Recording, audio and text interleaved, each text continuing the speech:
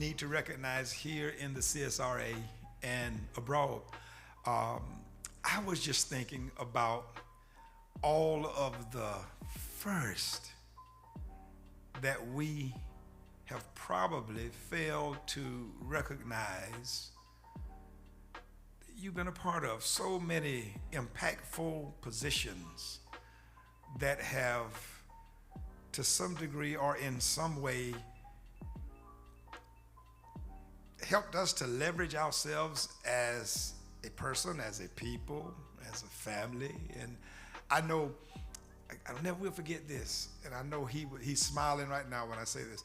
When my dad would say the name Leslie, he would say it to me with such a calming assurance that it had the kind of impact which said, that's someone whose word you can trust. That's a person you can depend on. If Leslie says, do this, do it, because she knows what she's talking about. You don't know that. This is probably the first time you ever heard this. Correct. But that's the way Finace Senior and Ollie Bush saw Leslie Price. And so I think some of the enamoring that comes with me was initiated in them. I've always admired people that my parents admired. You know, that's always been. It didn't matter who they were. If they admired them, I just couldn't wait to be around them. So that's why I've always been just humbled to be in your presence and one of your greatest admirers. Now I'm sitting here, and this is where I want to go with this. I'm watching you, and just like sitting with the Honorable James Gallman, I see no tire. I see no relent. I see no quit. I see no retirement. I see no. You guys are almost as if you're so resilient that nothing has frayed you in the struggle. But before we go there, let's talk about some of the first. And then I want to talk about why you just got this resurgent determination to keep going and to keep doing and to keep being and to keep impacting and to keep liberating and keep enriching and empowering. All of these things, they seem to be new in you. You don't appear to be someone who's tired or worn, but you've become more abrasive and strong and inflexible, seemingly. I love it. Let's start with some of the first. What are some of the first positions that you've held here in this area or throughout the country? There have been a number of them, and sometimes my fallacy is that I don't reflect a lot on what has happened. I don't talk a lot about what I've done.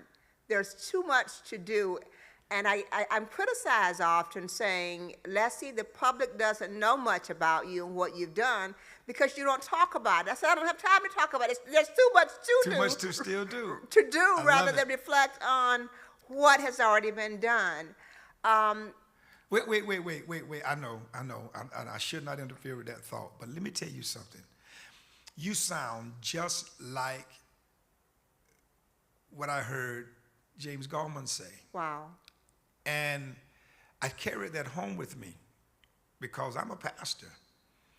And preachers today are looking for reasons to retire, to quit. They've had enough. We talk about how congregations have changed. Now, I'm resilient, and I have a resurgent determination as well. But you guys are sparking something in me who is someone much younger than yourselves. You're sparking something in me that says, okay, Finace, you don't have to think like those commoners. Go ahead on and be essentially who God has called you to be, and he'll take care of the energy you need and all the other things. And I'm a testament that he will. He will renew your strength, renew your energy. Having raised 5 sons, now we have 5 grandchildren, but nevertheless, I seldomly tire. my strength comes from seeing others achieve, talk about their successes, and their excitement over their achievement. My strength is renewed through those things. But a few of the strength deals with, for example, the SRP Credit Union. The credit union at one time, the SRP Credit Union, Yes. was on the Savannah Riverside Right. premises. And I was selected by that time, man by the name of Will Cole, to work in the credit union. I was the first African American to become an employee of the credit union. So you were the first African American employee of the SRP Credit SRP Union. Credit. Yes. Okay, see. And those were challenging times too, for me, being the first African American, in terms of the racial harmony and gaining the acceptance of my coworker. Can we talk a little bit about that? Because again, sometimes the intricacies of leadership are just kind of glazed over, and it almost looks like when someone as resilient as yourself is sitting here, you ain't been through nothing.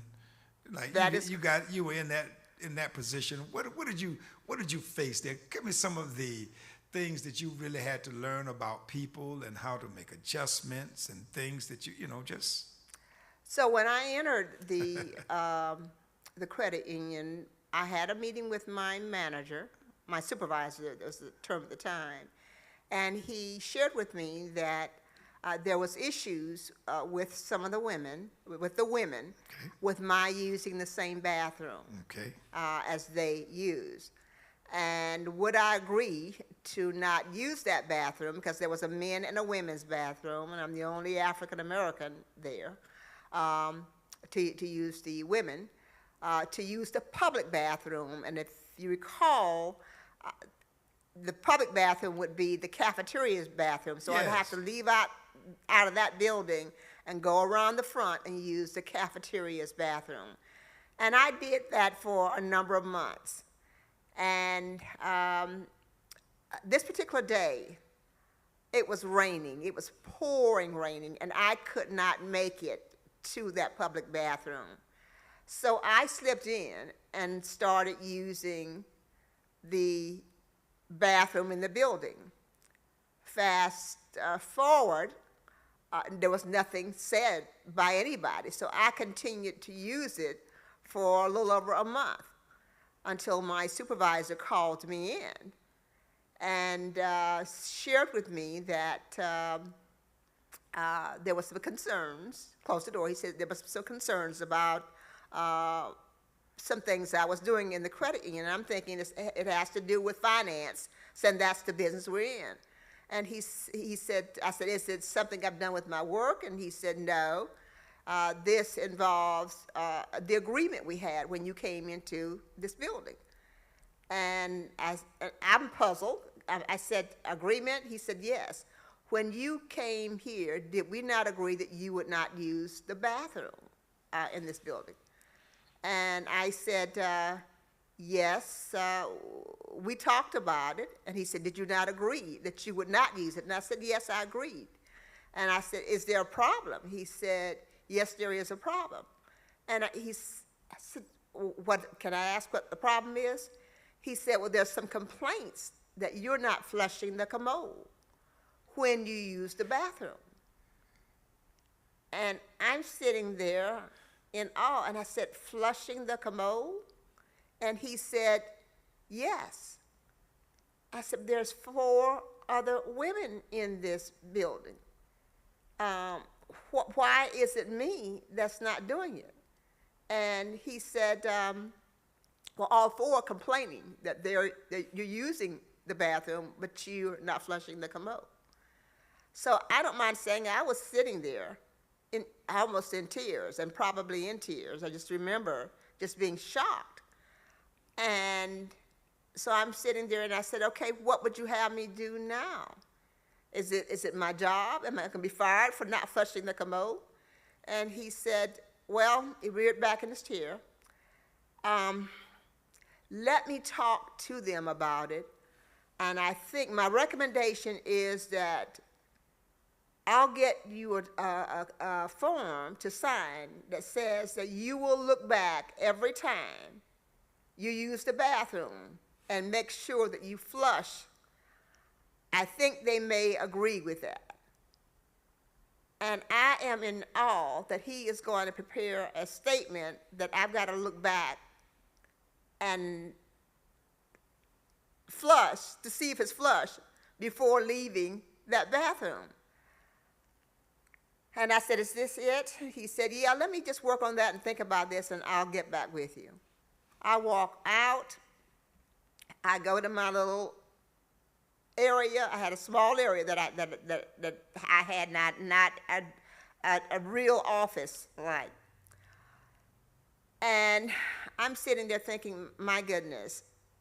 So I quietly left my area, went over to his boss. When I walked in, it was apparent that I was really, really in panic and quite upset. Secretary walks in, the door's closed. His boss is on the phone, and he said, yes, and she says, Leslie is out there, and I think she's upset about something. And he hangs up. He says, Leslie, come in, what's wrong? And I said, there's a problem that I've been made aware of regarding the bathroom. He said, bathroom, what are you talking about? So I told him what I had encountered. Grabbed his jacket. He was about 7 feet tall, close to 7 feet. Wow. He was briskly walking over to that building, and I was almost running to stay in pace with him. Walks in the building, opens, my boss's door is closed. He opened the door. He says to the person that's in, the man that's in, can you excuse yourself for a minute? The man walked out. And I was ready to go back to my place. He said, no, Leslie, come in here. He closed the door. He said, tell me what Leslie just said to me is not true. He said, I don't know what she said to you. He said, tell me she is not using a separate bathroom than the other employees. He said, well, she is, but she agreed to that. He said, you pose a question like that to the employee for her to agree on it. He said, I'm not going to belabor the point. Let me put you on termination mode, notice. She shared this with me. If one incident, any incident happened again, you're fired. You're being warned. You will be fired. One other incident. Do you realize that this is, and he had his language, a federal site? Do you know they can sue all of us for your one act of putting her in this position? He said, this stops, and this stops now. He said, am I making myself clear? And he said, yes, I understand. He said, this stops now. Unless one incident, I want to be notified. You hear me? I want to be notified. Well, he leaves me there, and I'm there with all these other folks.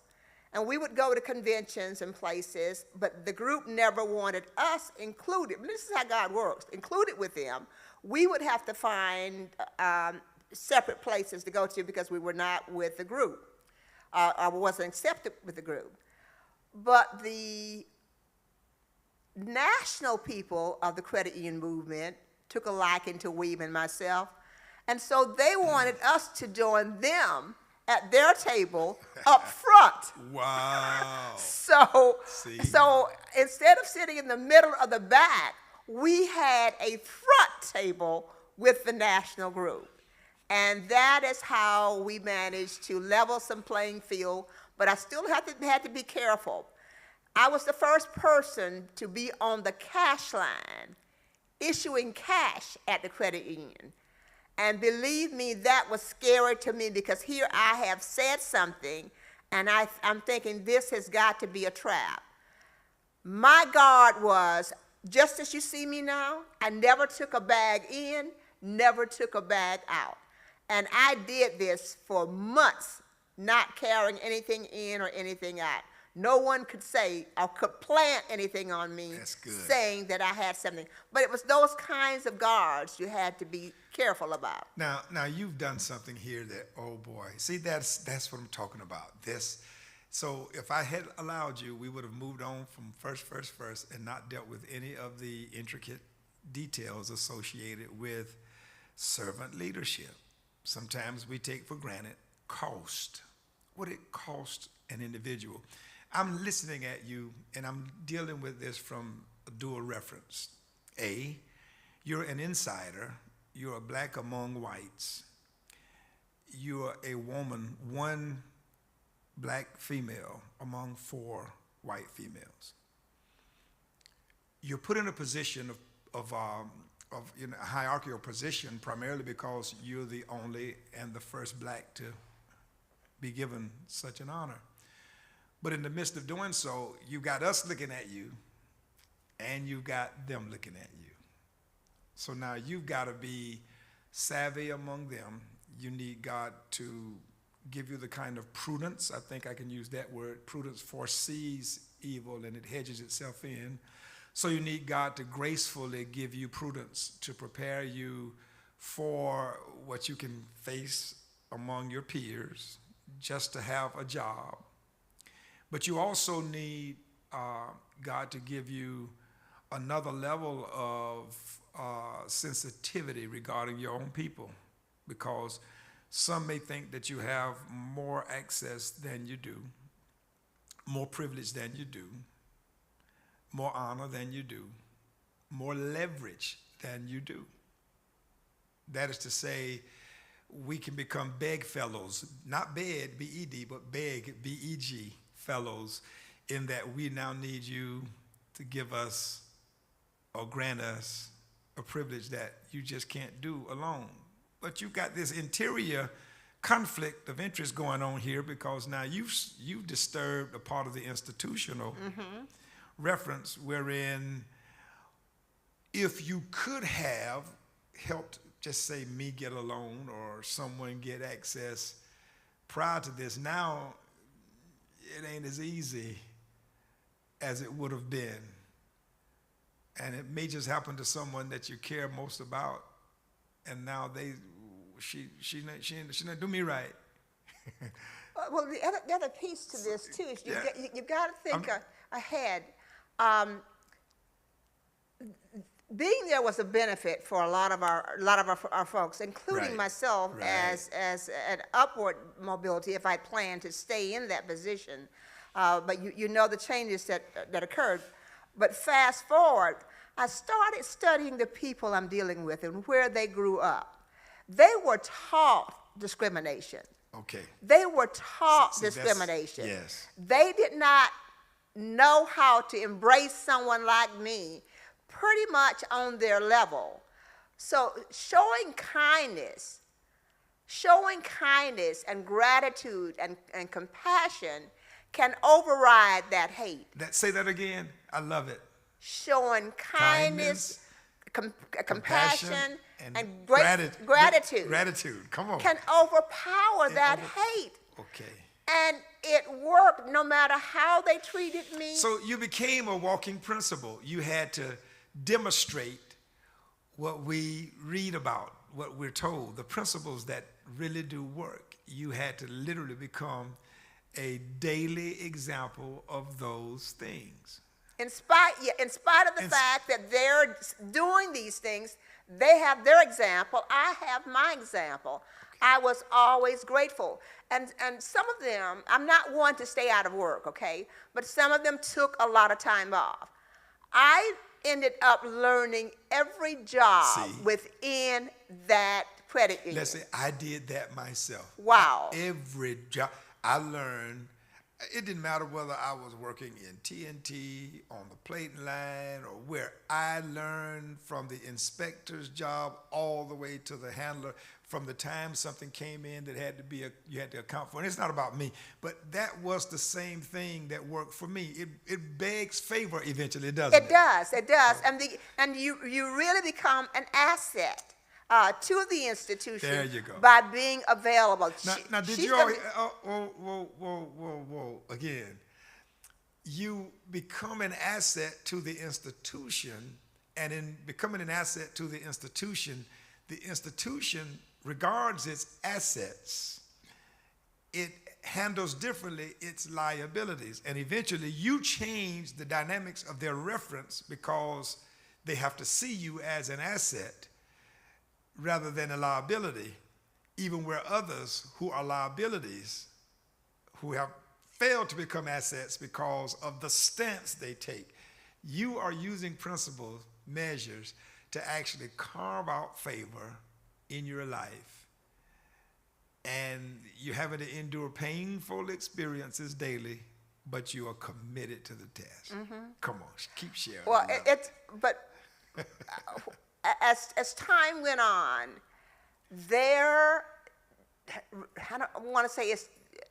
lack of understanding, their resentment, and not wanting me there became one that they started embracing me.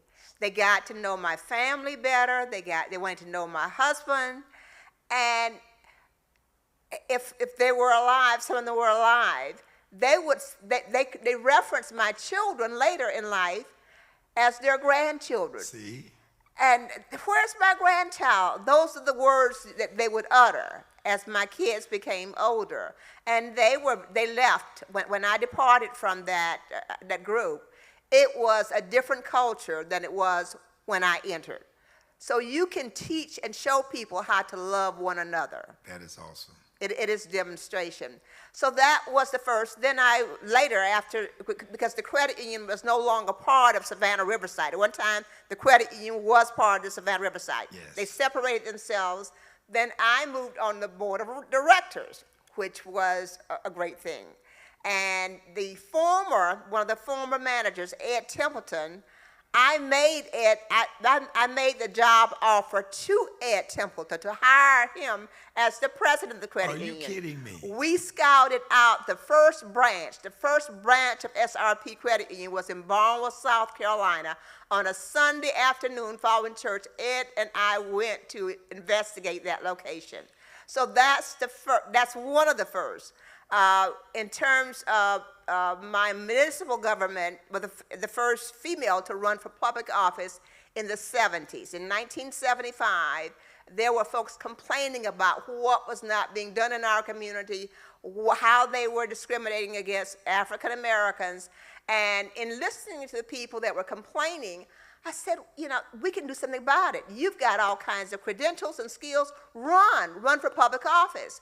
And that didn't seem to work in terms of people really wanting to put themselves out there to run. So in 1975, this was the first female to run for public office for city council at large. And when folks saw that I had filed for a public office, the comment was, Leslie Price? Uh-oh. Leslie Price, who does she think she is? She ain't got no experience. She ain't got no business knowing what to do as a city council member.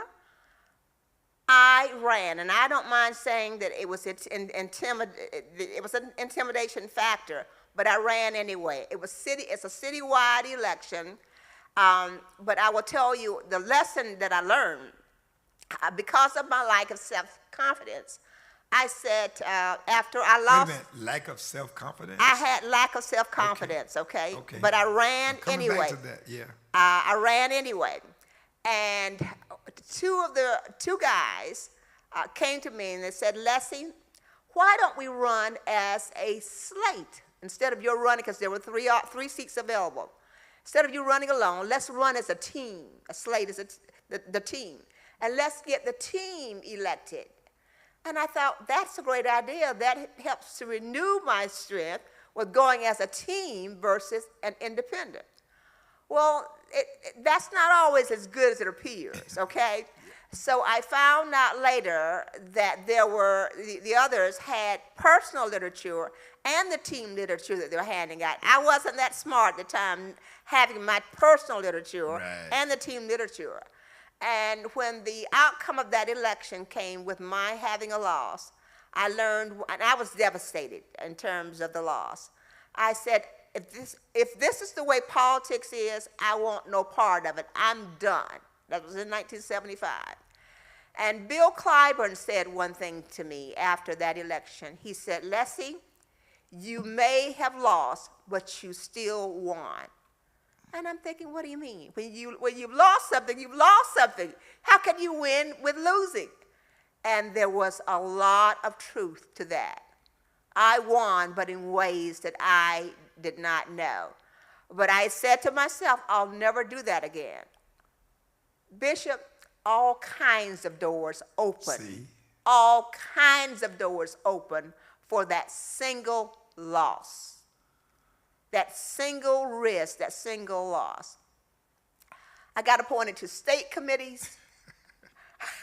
I mean, I was being sought after as a young girl that had the guts and the courage to run. Later, when the governor's position was open, Dick Riley was running for governor. Dick Riley called and said, Leslie, I'd like for you to chair my campaign for Aiken County. I'm thinking, I don't know if I want to do that, but I said yes. I chaired Dick Riley's campaign for Aiken County. Dick Riley carried Aiken County, unheard of, with a Republican. The number of Republicans we have, percentages in Aiken County, and you've got Dick Riley, a Democratic, running for governor, and he carries Aiken County. Dick Riley was elected to governor. All kinds of doors opened for that. I was appointed to some of the national committees by Dick Riley. School to Work, I served on the national committee with a number of key folks, and the state committee as well, appointed by Dick Riley.